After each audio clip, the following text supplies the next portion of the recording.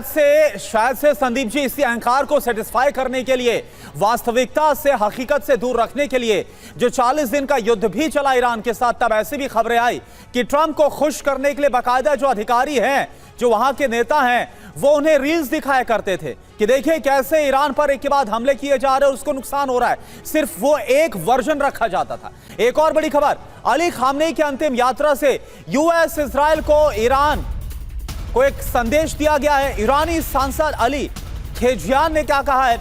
अंतिम दर्शन में बदले की आवाज उठ रही है। विदाई सिर्फ धार्मिक और भावनात्मक सभा नहीं है, अमेरिका और इजराइल के खिलाफ बदले की आवाज और बुलंद हो रही है, यह कहा गया है।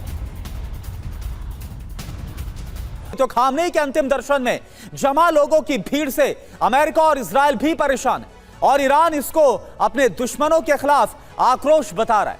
ईरान के लोग अमेरिका इजराइल से क्यों खफा हैं, यह भी आइए समझते हैं। खामनेई का बलिदान क्या कीमत अमेरिका और इजराइल अब चुकाने वाले हैं?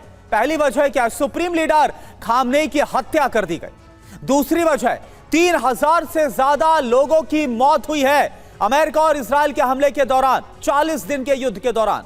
तीसरी वजह ईरान पर थोपे गए हैं एक के बाद एक प्रतिबंध। चौथी वजह यूरेनियम संवर्धन पर एमओयू में ये जो कहा गया कि रोक लगाई जाएगी।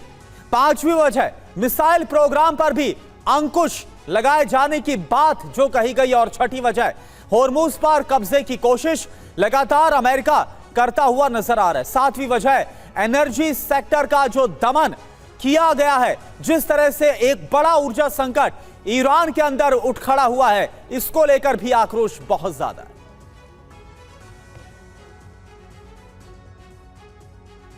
तो देखिए किस तरह से ईरान की आवाम इस वक्त सड़कों पर उतरी हुई है, किस तरह से गमगीन माहौल नजर आ रहा है। ये तस्वीरें साफ तौर पर गवाही दे रही हैं कि ईरान के supreme leader Ayatollah Ali Khamenei के जाने का किस कदर गम वहां पर लोग मनाते नजर आ रहे हैं, सीना पीटते नजर आ रहे हैं, मातम करते हुए नजर आ रहे हैं। मुहर्रम के इस महीने में ये तस्वीरें ग्रैंड मुसल्ला तेहरान की हम आपको दिखा रहे हैं, जहां पर लोगों का हुजूम खत्म होने का नाम ही नहीं ले रहा है।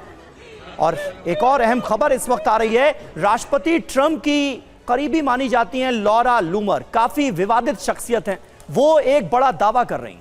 सुपुर्दे खाक कार्यक्रम में लगे अमेरिका विरोधी नारे, कार्यक्रम में शामिल हुआ रूस का डेलीगेशन। अमेरिका के खिलाफ आक्रोश के पीछे रूस का हाथ बताया गया है उनकी तरफ से। यानी ये जो आक्रोश नजर आ रहा है, ये जो लोगों की एकजुटता नजर आ रही है, लूमर का ये कहना है कि रूस का डेलीगेशन भी यहां पर पहुंचा है। शरदेंदु सर, जो बयान दिया गया है ट्रंप की करीबी लॉरा की तरफ से, आखिर कैसे अमेरिका इस बात की उम्मीद कर लेगा कि जिस अमेरिका ने आयतुल्लाह अली खामनेई को मारा, 3000 की संख्या में ईरानियों की मौत हुई है, मासूमों की मौत हुई है, उसके समर्थन में क्या वहां पर नारे लगेंगे क्या?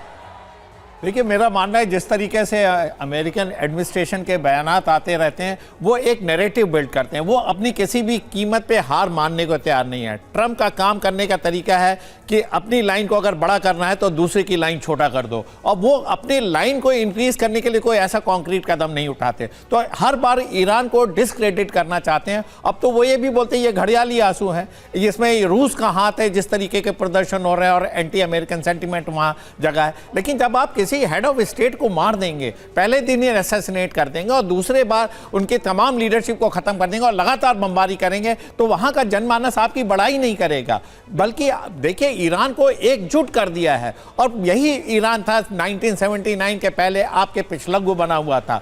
आपने शाह ऑफ ईरान में के साथ मिलकर इतनी वहां मिस एडमिनिस्ट्रेशन किया, इतना लग्जरी वाला एनवायरमेंट होता है कि जो वहां का आम नागरिक कट ऑफ हो गया, इसलिए सत्ता परिवर्तन हुआ। और फिर 79 से लेके आज तक लगातार ईरान एकजुट होता रहा। उसने अपनी दिशा बदली, अपनी नीतियां बदली और लोगों के प्रति जोड़ा। यह है रिजल्ट। इसकी वजह से 2 करोड़ लोग आज देखिए मातम में शामिल हुए, जिस तरीके से उनके जनाजे में शामिल हो रहे हैं। तो अमेरिका कोई भी लॉजिक दे दे, कोई भी नैरेटिव चला ले, लेकिन वो सच्चाई से हमेशा दूर रहता है। बिल्कुल। और अमेरिका ने ये लॉरा लूमर की तरफ से ये बात जो है वो सामने रखी गई है, जो कि अपने बयानों को लेकर खासा विवाद में रही है। इससे पहले भी कई रेसिस्ट बयान उनके, रेसिज्म को लेकर वो चर्चा में रहे। भारत विरोधी भी कई बयान उन्होंने दिए हैं और अब एक नया एंगल देती हुई नजर आ रही हैं कि रूस है इसके पीछे।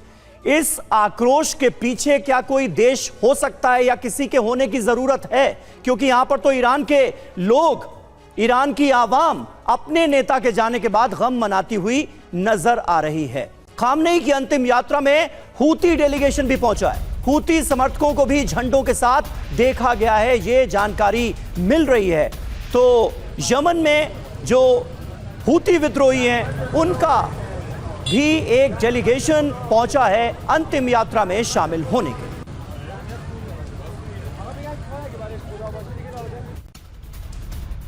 और एक और बड़ी खबर, ईरान के राष्ट्रपति पेजेश्कियान का बयान आया है।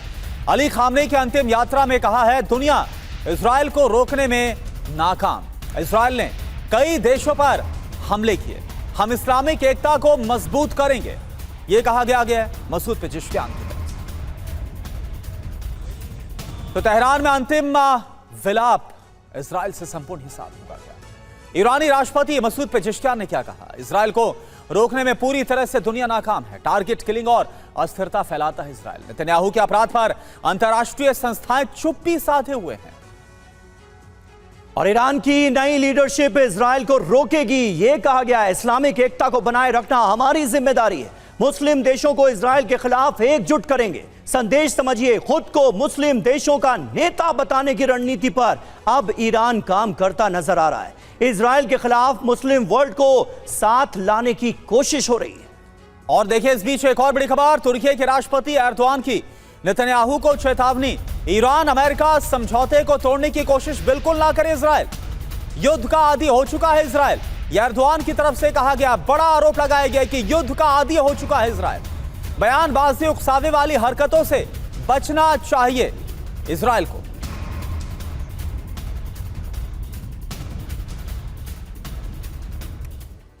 और वहीं हॉर्मुज पर नया टैक्स, फिर बढ़ेगा विवाद। ये पूरी खबर अब आपको जल्दी से बताते हैं। हॉर्मुज स्ट्रेट में नया टोल वसूलने की तैयारी में है ईरान। हॉर्मुज से गुजरने वाले जहाजों से ईरान टोल वसूलेगा। नए टोल में सिर्फ मित्र देशों को ही विशेष छूट दी जाएगी। चीन में ईरानी राजदूत रहमानी फाजिल ने यह जानकारी दी है। हॉर्मुज में टैक्स लगा तो होगा क्या? अमेरिका ईरान के बीच तनाव में इजाफा होगा। एमओयू में हॉर्मुज में टैक्स की बात नहीं है, यानी जो एमओयू दोनों देशों की तरफ से साइन हुए हैं उसमें इसका जिक्र नहीं है कि ईरान टैक्स वसूलेगा। ट्रंप पहले से ही ईरान को धमकी देते आए हैं, टैक्स लगाने के नतीजे बेहद विध्वंसक साबित हो सकते हैं। तो देखना यह होगा कि हॉर्मुज स्ट्रेट को लेकर आने वाले वक्त में ईरान करता क्या है।